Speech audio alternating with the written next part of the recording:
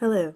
my name is Horace Charles, and today I aim to examine the methods of advancement used by drug cartels in Mexico, both through the historical relationships with the Mexican government and other cartels, and contemporary interactions with law enforcement and media coverage in order to argue for the universal recognition of drug cartels as terrorist organizations.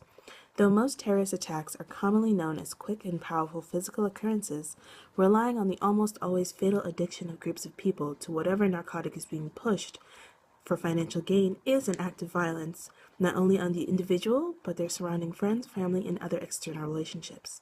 An extended period of time should not dissuade attaching the label of terrorist to these heinous activities. Beginning in the 1980s with the United States' successful curtailing of the Colombian drug trade through Florida, Colombian drug cartels began to employ Mexican drug gangs to transport cocaine to the U.S.-Mexico border.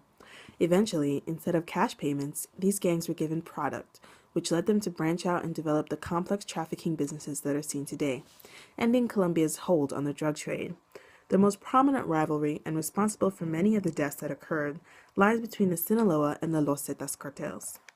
In the last 30 years, Mexico has seen a rise in corruption among government officials, their relationships with drug cartels often inflating their income, allowing them to live lavish lifestyles, with reports of police officers and soldiers offering their allegiances to whoever paid the highest price being well-known secrets. Reforma, a Mexican newspaper, among many others, reported that members of the Sinaloa cartel had cultivated such a strong relationship with the police that they were automatically tipped off in the event of planned raids on storehouses, even going so far as to having their own hangar at Mexico City's international airport.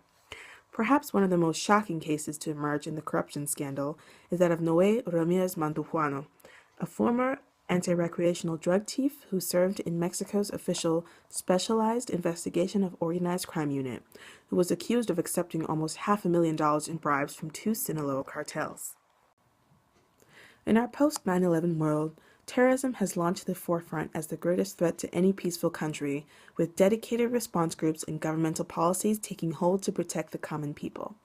The Declaration on Measures to Eliminate International Terrorism, first adopted in 1995, has made provisions with the draft convention in the wake of more frequent terrorist attacks to transform the definition of terrorism to any person committing an offense within the meaning of this convention if that person by any means unlawfully and intentionally causes death or serious bodily injury to any person, or serious damage to public or private property, including a place of public use, a state or government facility, a public transportation system, an infrastructure facility or the environment, or damages to property, places, facilities, or systems referred to in paragraph 1b, resulting or likely to result in major economic.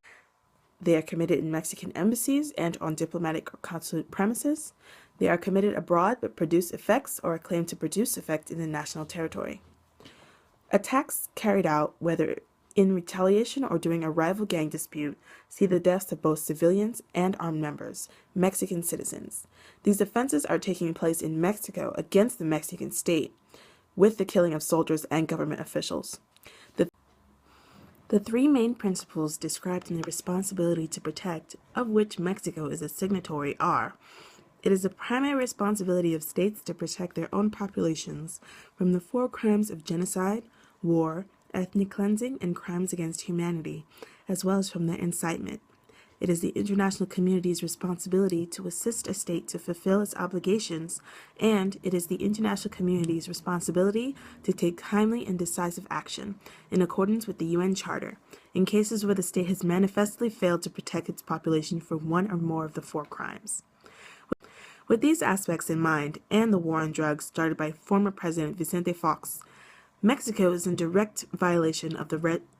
responsibility to protect, dealing with the war crimes, in their failure to regulate the border and police force in fighting narcoterrorists. The United States has famously partnered with Mexico in fighting drug cartels, donating $1.5 billion in aid under the Merida Initiative, as well as providing combat training for Mexican soldiers.